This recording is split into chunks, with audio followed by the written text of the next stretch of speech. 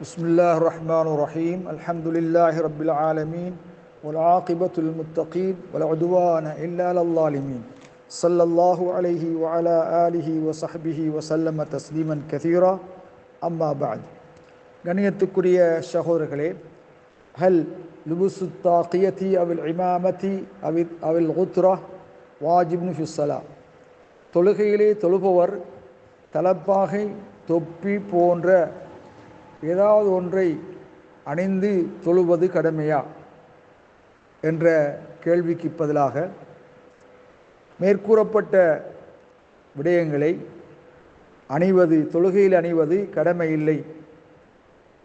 மேற்கூறப்பட்ட தலப்பாகையோ தொப்பியோ அல்லது ஒத்துரான்னு சொல்லக்கூடிய தலையின் மீது போடப்படுகின்ற தலப்பாகையோ வாஜிபல்ல.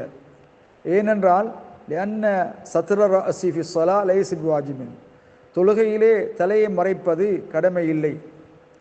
ஆனால் இதா குந்த ஃபி பலதின் அத்தாது அஹ்லுஹு அல்பசு ஹாதா, நீங்கள் இருக்கின்ற ஊர்வாசிகள் இவைகளை அணிபவர்களாக இருந்தால், தலப்பாகையோ அல்லது தொப்பியையோ அணிபவர்களாக இருந்தால் அது அவர்களுடைய உடையின் பூர்ணத்துவமாக கருதப்படும்.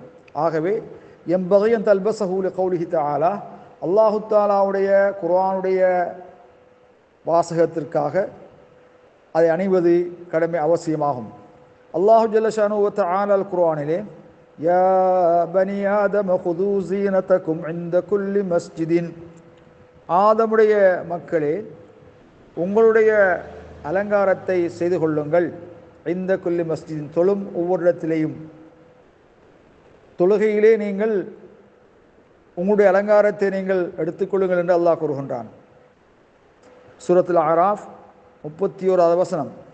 ஆகவே தலையிலே தலப்பாகையோ அல்லது தொப்பியையோ அல்லது ஒத்துராவையோ வைப்பது ஒரு சீனத்தாக அலங்காரமாக எடுக்கப்படுமையானால் காணப்படுமையானால் அதை வைப்பது முஸ்தஹப். தொழுகை நேரத்திலே அதை அணிவது விரும்பத்தக்கது.